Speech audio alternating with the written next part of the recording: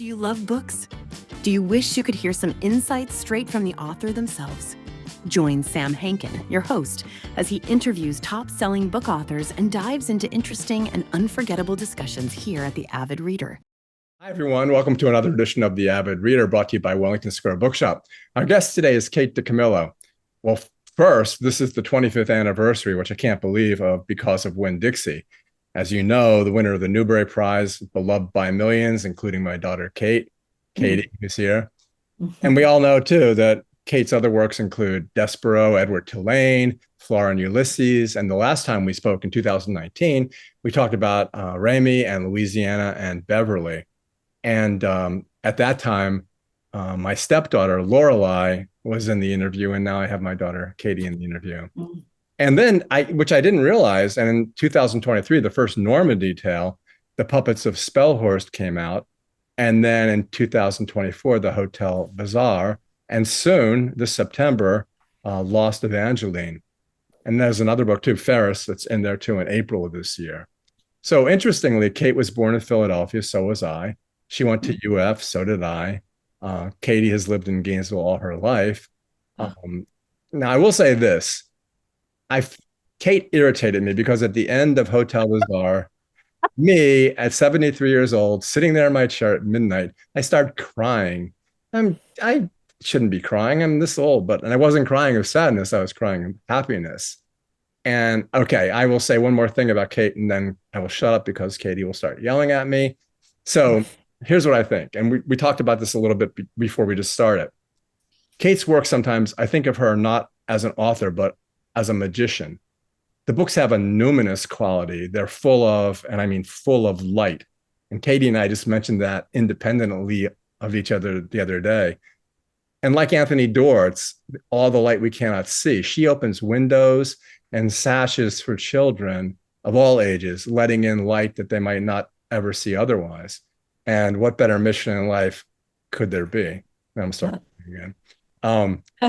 Thanks a lot for making me tear up before we've even started. And can I say numinous is one of my favorite words, and nobody really uses it very much. I love it. Yeah. And they think it's religious, but it's not really religious. If it is, it's Christian with a small c. And it's mystery, it's spirituality, it's the magic that you weave. And also, there's always love, sometimes lost, mostly regained. There's love of a man toward a woman, or a woman for a man, or for a child. And it's lost that, this is the cool part, it's lost that cannot possibly be retrieved, and then sometimes always is. So it's magic, and it's in the real world, and it's magic on its face, or it's magic that we get to create ourselves. So with that, welcome, Kate. It's so nice to have you back again. Thank you. You've already destroyed me emotionally, and now I'll just sit here while you talk, okay? Well, first of all, does it seem like 25 years? Oh, no. I mean, I was going to, I have this terrible habit of interrupting people as they're doing the introduction to me. And I was going to interrupt you there and say, how can that be? And it makes me sound disingenuous when I say this, but it's just like there is still a part of me that can't even believe that I got published, much less that it's that this book has been in print for 25 years, and I won't say how many copies have been sold because that reduces me to tears too. So it's just, my grand hope was, if I was really lucky, that I would sell 5,000 copies, and that would let me earn out the advance and let me do another book. And so to be here 25 years later, unbelievable. And so many books. And one of the interesting things you say, and it might be like self-deprecation, but it's not at all, is that you basically have written the same story over and over again. It's just that what? It's just that, I mean, I think that this is true for everybody who writes. I mean, you're given certain materials, and if you just speak metaphorically, say it's this rock that you have, that you hold, and you can, if you're really lucky, you can keep on turning it and turning it, looking for how the light hits it, different veins in the rock. But this is the work, that I've been given, these themes, and I didn't even, in the beginning have any idea that I had themes, until I started going out in the world and talking to readers and reviewers, and people point out, what I'm doing again and again, and I can see the thematic similarities. So I'm in this unusual position of knowing and having to not know, because if I pay attention to what I'm doing, then I'm gonna mess it up. Do you know what I mean? That the themes Oh yeah. that are so embedded in me, if I pay attention to them showing up, then it's like I have to write behind my own back. Well, yes, like you were saying about you don't create your characters, you just follow them and see what they're going to do. Right, right. And in following them, um, I'm following myself and my own inmost longings and heartbreaks, One of the things that Katie and I, like I said independently, she was thinking of Despero, and I was thinking, oh, also Katie listened to The Hotel last night on audiobook. And what did you say, Katie, about the narrator? Oh, I loved him. And I want to look him up and see if there's any other books.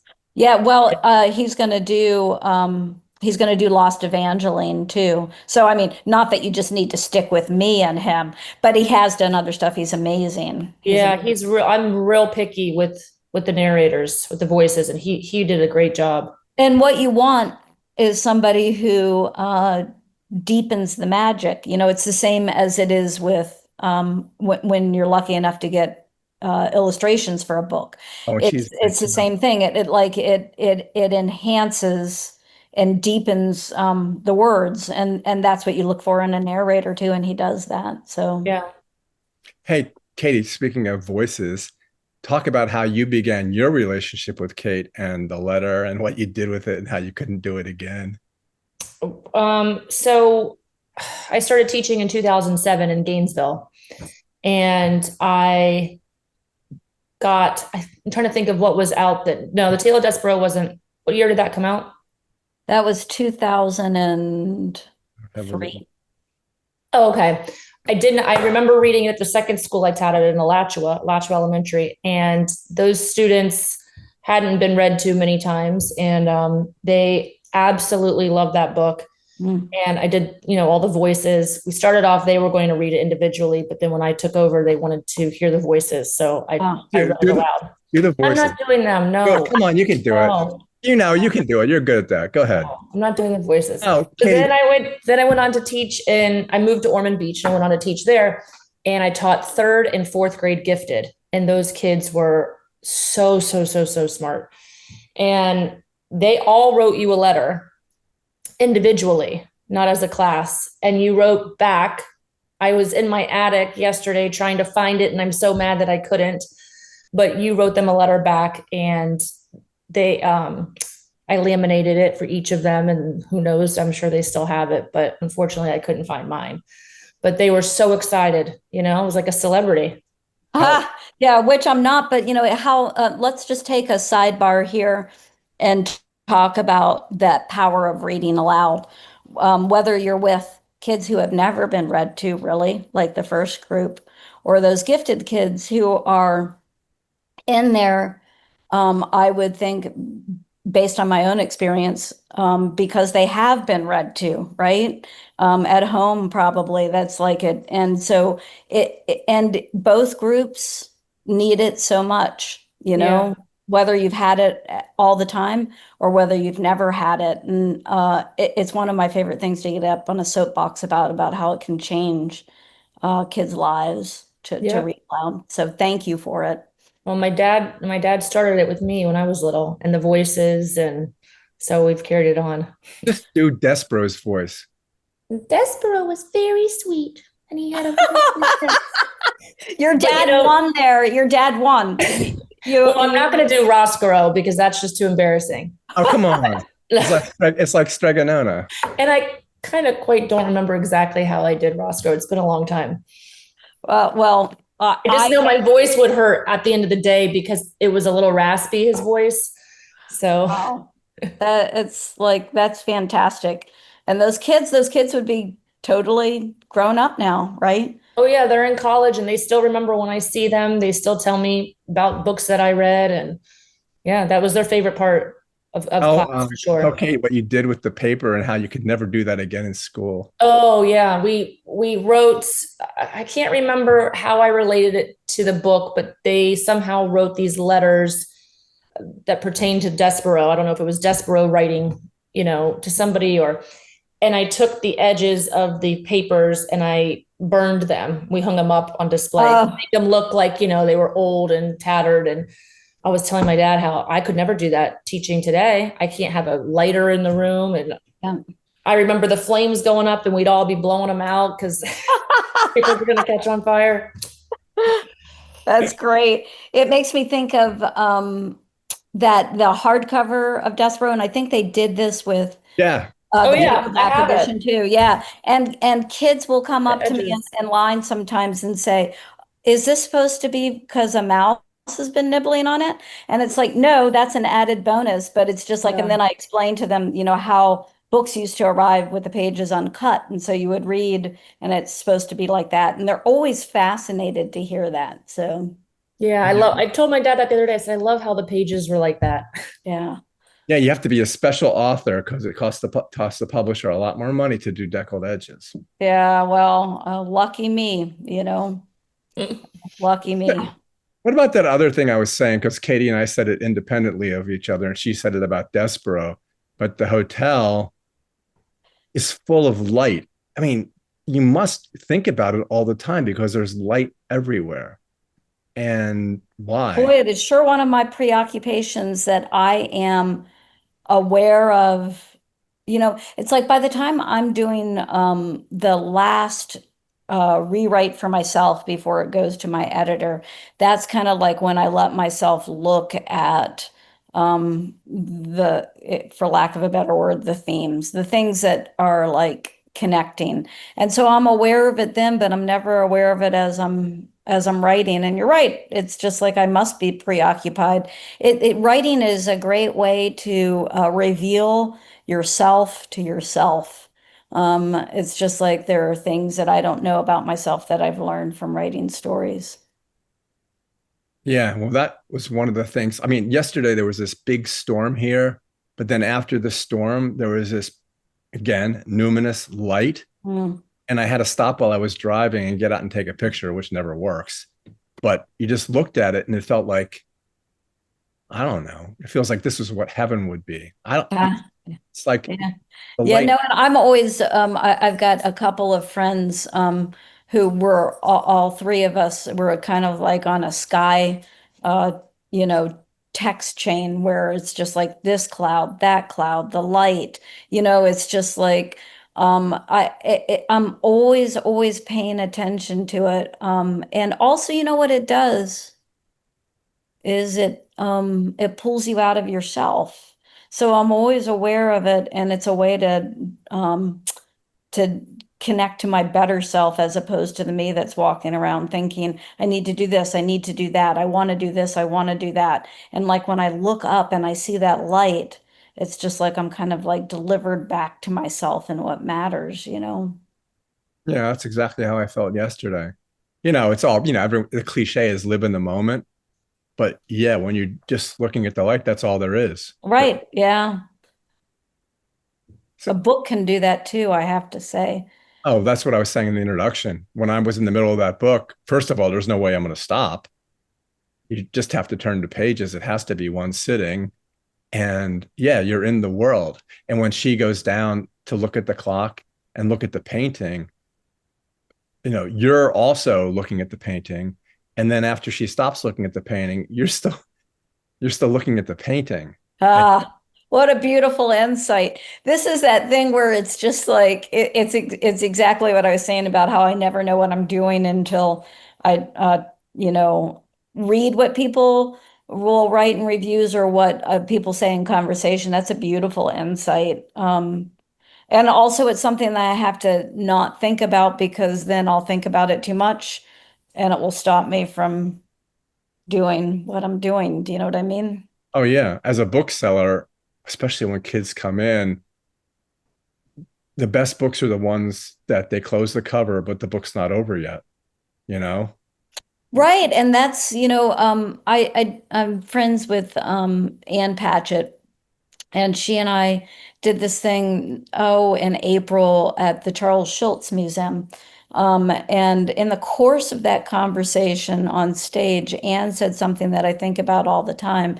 I think she said how many times she taught Madame Bovary, but that nothing gets into your head the way a children's book does when you're young.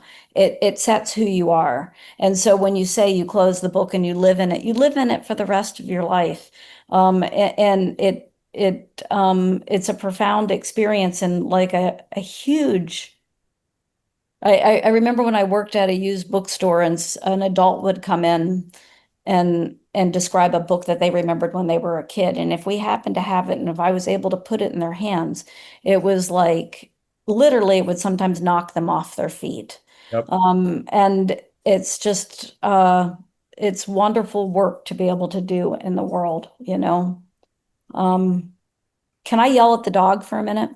Yeah, we have dogs too. We could yell at. Okay. Hey, Frankie, don't eat it.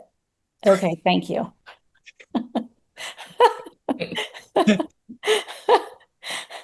Did you see the movie by Wes Anderson, The Grand Budapest Hotel? Yes, I'm a huge, huge Wes Anderson fan. And that's one of those things where that has come up in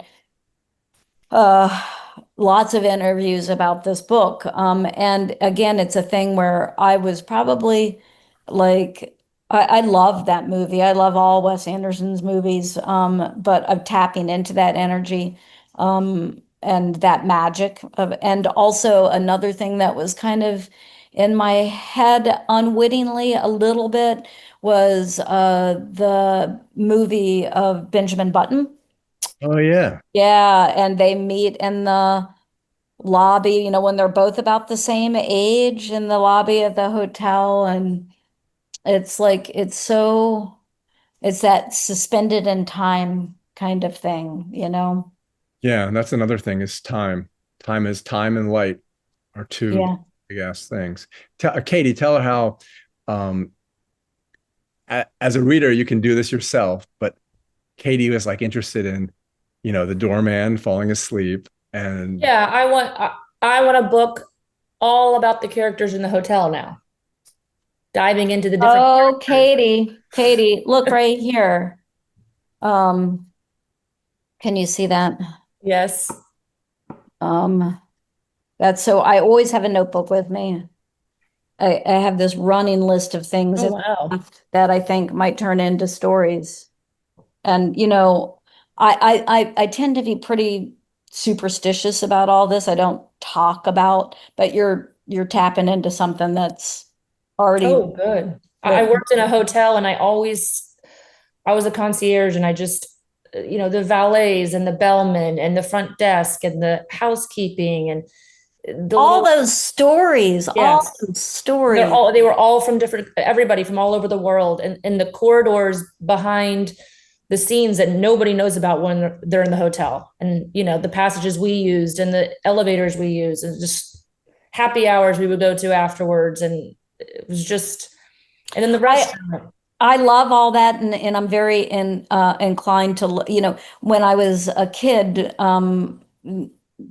during college and a little bit after college, I worked at Walt Disney World, and it has that same kind of thing where, the underground tunnels and all where, and it's so much in a weird way, like writing, and that, here's the magic up here, and then all the frenetic work that goes on below to make the magic happen.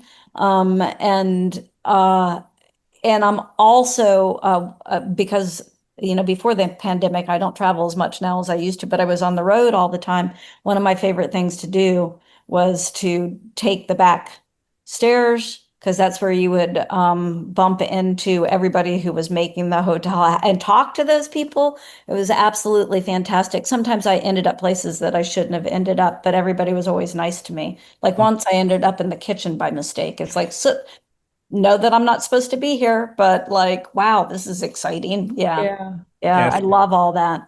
it's like a little door to the roof of the hotel. Same. Exactly. Exactly. Exactly. I remember when my mom, well, Katie came up all the time too. And when she was in the home, her last nursing home, last year of her life, you'd go to the cafeteria or whatever you called it, and you'd see people there, and you knew they either had Alzheimer's or they were just really tired.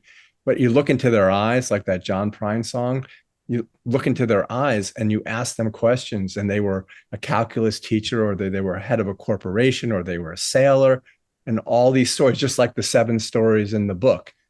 If you didn't ask them, you wouldn't know. But there's all this rich, vibrant life that they had. Yeah. And stories, your 7 stories are like, I always think it would be cool if it was like those 7 stories end up being the actual real story. Same thing with the puppets. When they put on the play, all of a sudden you realize, oh, this is who they're 2 things, right? They're always Right. And all of that, when you're saying that, I have 2 reactions, I think. Oh, wow. Yeah, that's so true. And then I feel a panicky plummet in my stomach, like, don't think about that. It's like, how did that happen? And it goes to that thing of the story being smarter than I am. It's just like, and so it's magical and terrifying to listen to you. Hey, Frankie, no, please. No, no. Franklin, thank you. Sorry. what's he doing? Now then he was licking the fireplace. Yeah. So I just have to say that that's not allowed. Yeah. How many times have you said it though? Uh-oh, wait. Oh, hey. Okay. All right, good. Whew, sorry. I thought we were in a crisis mode bathroom wise, but we're not. He's still a puppy, so sorry. No. Yeah. What kind of dog is he? He's a rescue. He's an Irish Terrier. Um, uh, yeah, he's fabulous and a lot of work. We could tell you about our dogs, but that would take up another hour. I know we should do a podcast just on the dogs. I would show you his face, but he's laid down now, and so let's sleeping dogs. So Yep, definitely. So how do you, so look, I read the books in the past year, plus you stuck Ferris in there, and now there's 3. How fast are you doing this? And you have all these ideas like in that notebook.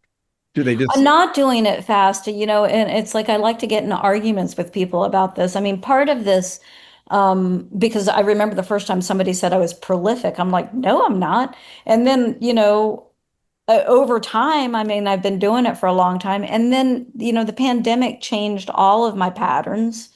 And I was just home more, so I could write more.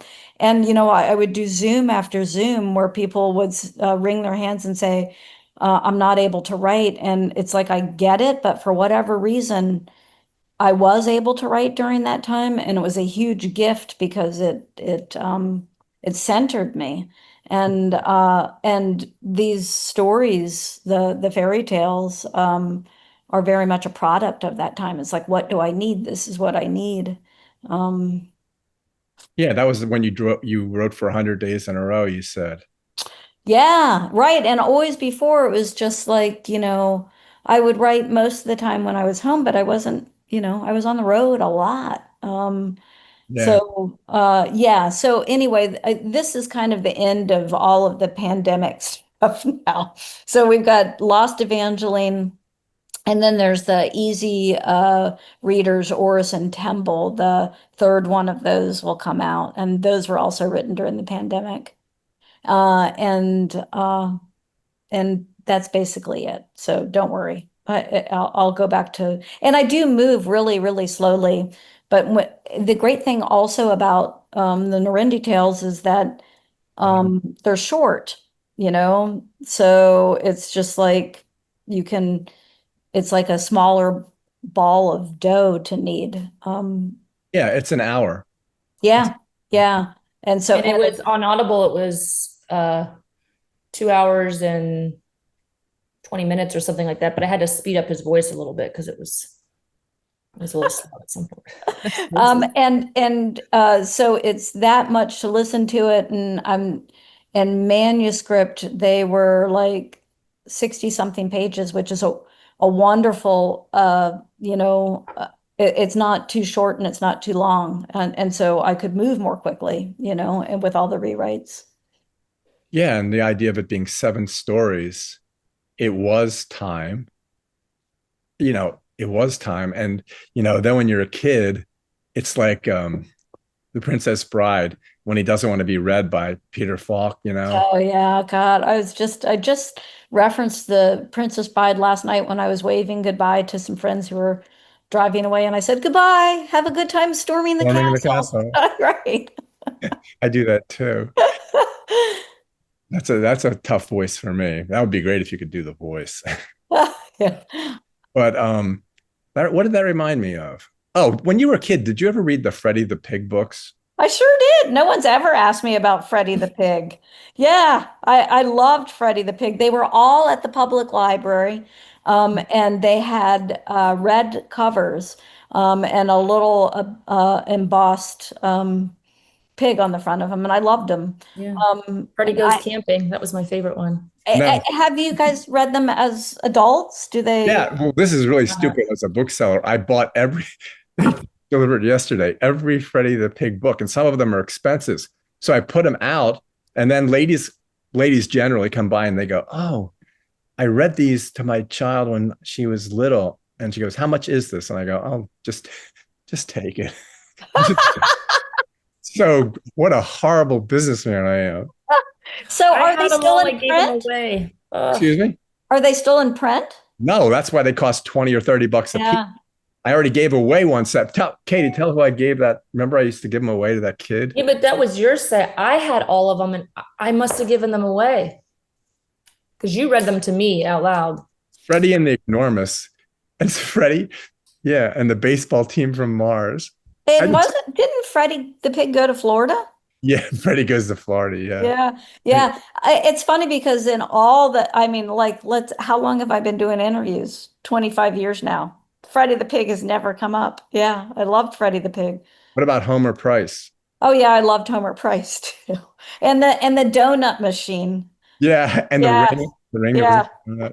Yeah, that's another like those. I still have the Scholastic paperback one of Homer Price, and I look at those illustrations and I just like toppling into it's just, yeah. You talk about forever. That donut machine picture will be in my mind forever. Right? Right. Yeah, and it's so funny because I was just saying this to somebody else who writes, and that invariably when I'm on stage, it's like I define myself in the world as a reader. That's who I am first and foremost. So then always in the Q&A, somebody will say, "What are you reading right now?" And then I'll stand on stage with my mouth hanging open. And I can't remember anything I'm reading, and then the same thing, when I get asked about what books did you read as a kid, it's just like I'm always forgetting stuff. There were just so many that I loved. Never talked about Freddie the Pig before. It took me a long time to remember. Oh yeah, Harriet the Spy, man. That was like a handbook on how to be a writer. I carried that around all the time, but I don't, it's just there are so many. Yeah, Charlotte's Web. I never read Charlotte's Web until I was an adult. Yeah. I had read Black Beauty, and that was it for me as far as books with animals on the cover. It's just like, I'm not going to suffer. I couldn't. It was just so terrible what happened to that horse. And as I always say when I'm on stage, the irony, of course, is that the 8-year-old me would not read anything that I had written, because everything's got an animal on the cover, Remember, Katie, when you read Where the Wild Fern Grows every year? Yeah. I forgot about that's a tough one. Yeah. And Old Yeller. Yeah. Oh, gosh. Oh. I was just telling my kids about my son, who's 11 and does not enjoy reading at all. he has to read. You're familiar with, I'm sure, because I think all your books have been the Sunshine State. Now they call them SSYRA books. Yeah.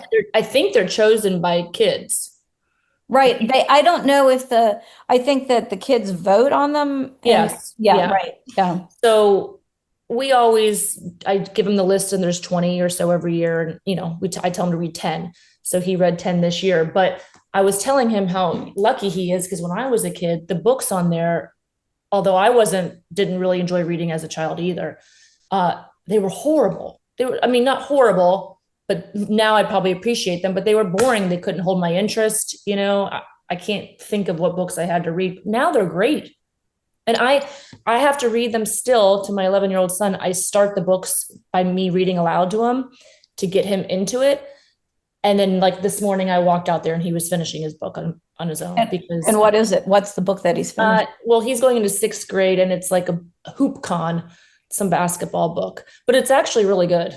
That's actually a very good book.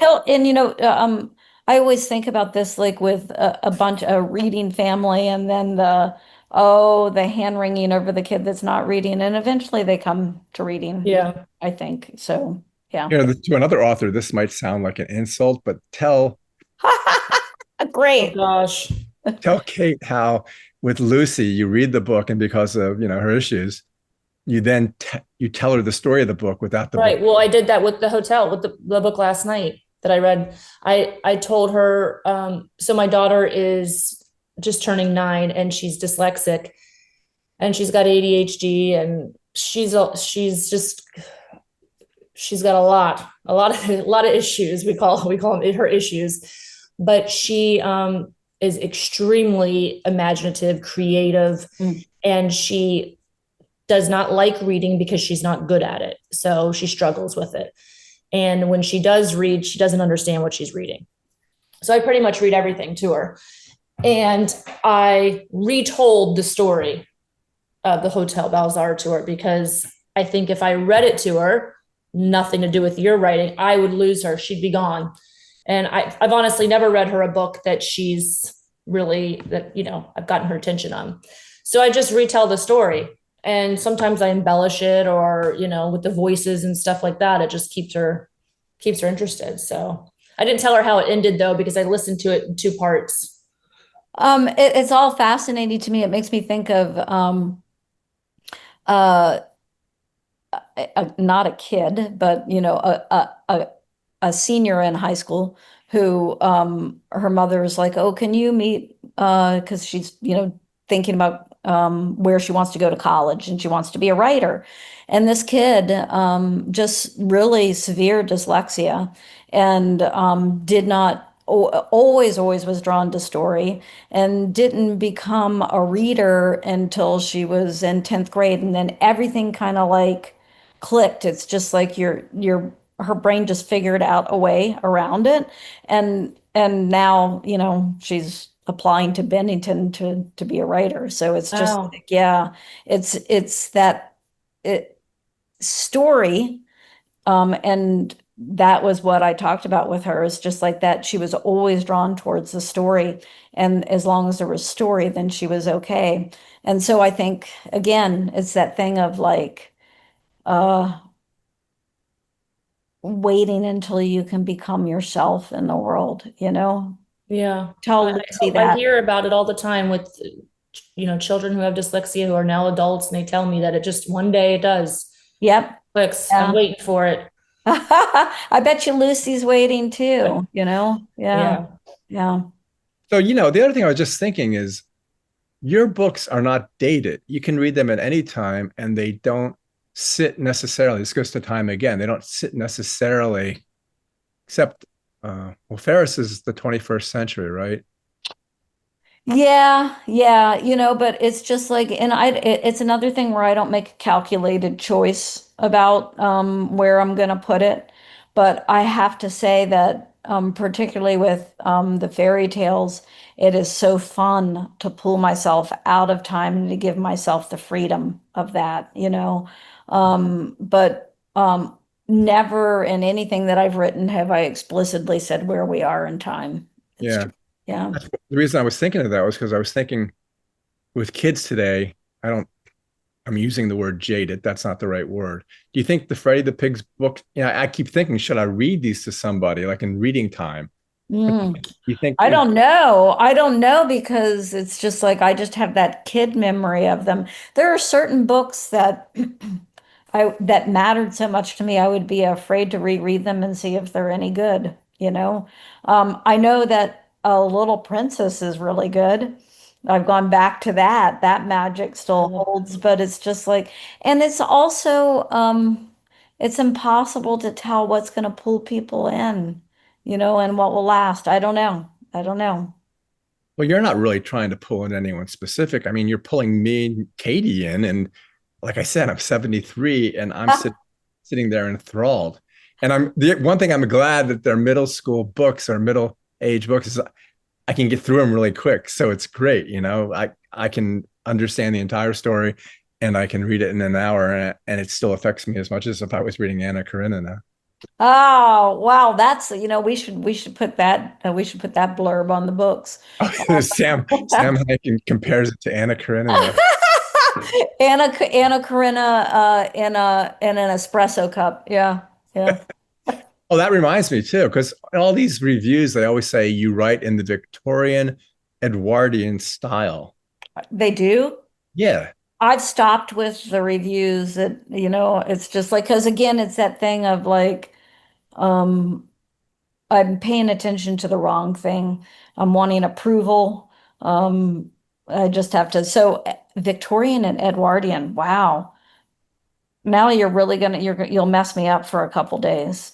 But Right. don't worry, I'll get over it. Yeah.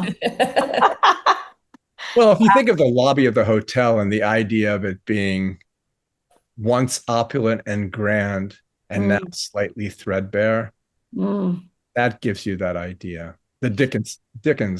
Yeah. And it's so much fun to do that and enter that world. I loved doing that. I can close my eyes and see that Me too. that hotel lobby, and I haven't, when did I write that? 3 years ago, but there's a part of me that is still just like it's just taken up a part of my brain. And then there's like, okay, the painting is not a character, and the angel is not a character in the book. And then when she asks the old lady, I don't know whether the angel's coming or going, and she says, it doesn't make any difference. It doesn't make any. And then that's something the kid has to think about and decipher, because when he first hears it, he's not going to know what that means. Yeah, no, but it's wonderful. It comforts me to think about that, to think, okay, what difference does it make if the angel's arriving or departing? The angel's there, right? Yeah. Yeah, and that goes to the moment and to time, just like the clock. The clock is that. It's exactly Right. It's just that there's nothing but now. There's nothing but now, and that clock ticking, and that angel wing it's there. We don't know what's going on, but we know it's there in the you present. don't know whether he's ever going to catch him or not, and that's not the point. Right. Right. Yeah. Yeah, you make me sound smarter than I am, but I would just say that it's the story that's smarter than I am. So Does that make me sound smarter than I am? absolutely. Yeah. I mean, I don't know how smart you are. Maybe it makes you sound just as smart as you are. Yeah. I don't know. Bringing up Freddie the Pig indicates any aspect of intelligence. Now I want to read it again. Yeah, me too. It's just like I definitely want to when I worked at the Bookman, which is a book distributor here in the upper Midwest, I am pretty sure a reissued paperback of that came through the warehouse, and I'll have to like dig around and see if I have it. I know it's not in print anymore, but I think I have. I think I have that. I'm tempted to go in. We're not. Uh, uh, what was the guy's name that wrote it? Walter Brooks. Okay, you're not running the video of this, right?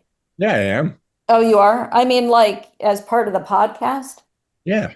Okay, well, then Yeah, everybody's just going to be treated to going in here. Uh, Here it I is. can I can edit it out, but I kind of like it. Here we go. It's so funny. You just found it? Yeah. I mean, it was just like as we were sitting here talking, because it's just like there's a part of me, this is another pandemic How'd thing. you find that so fast? Because I alphabetized everything during the pandemic. Wow. man. Just like, That was wait a pretty minute. impressive. Yeah. My goodness. Yeah. So there you go. Is Yeah. that I can't see. Is that Mr. Camphor? Oh, it's a detective. I don't remember the books being so thick. How big is the font of the words? Not very. Huh. Yeah. Boy, I remember those illustrations. So the American version, this is the New York Times Book Review. The American version of the great English classics, such as the Pooh books or The Wind in the Willows. That's pretty high praise. There's a book, The Art of Freddie the Pig. I'll send it to you. I got it just yesterday. I'm like really like preoccupied with whether or not I should read this. So I don't want it to disappoint me. The thing about it is they were so funny that you just would laugh the whole When book. were they written? In the 30s, I think. I Maybe didn't know that. Hold on. that might be a reissue. 1932. And you know, the other thing that is occurring to me as I'm doing all this is like, what's the connection between Freddie the Pig in my mind subconsciously and Mercy Watson? Don't know, but I already thought about that. Yeah, but I'm not, again, it's like best not to look too closely at that, but I would wonder if that's not connected. So there you go. The thing about a pig is that, first of all, they're kind of like us anyway. But when they think in this humorous, not self-righteous, but quite aware of their abilities, it really is really funny. And then it's funny because I mean, like, I wouldn't remember the first word of this, but I remember when I read Animal Farm in high school, and it made me think of Freddie the Pig. I remember thinking that. So I'm gonna have to like go back and like really, yes, definitely. I would like to see the art of Freddie the Pig, but I'm gonna reread and I'll tell you what I think. I'll start collecting porcine literature, and you'll be in it. It's not you, but That's great. That's great. well, we could go on forever, but this has been a wonderful hour. And thank you so much for talking to us again and meeting Katie. Oh, Yeah, Katie, it was great to meet you. It was so great to talk to you and to both of you. And Frankie the dog has, I think he's going to make it without any kind of incident here. As long as we're doing, here we go. Let's end with Frank. Where is he? Sam, Frankie. I see his right ear.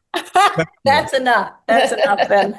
And that's better than looking at me. Hey, thanks, y'all. This was super fun. Thank you. Thank you, Kate. Thank you. Great. Bye. Bye. Thank you for joining us for another episode of The Avid Reader.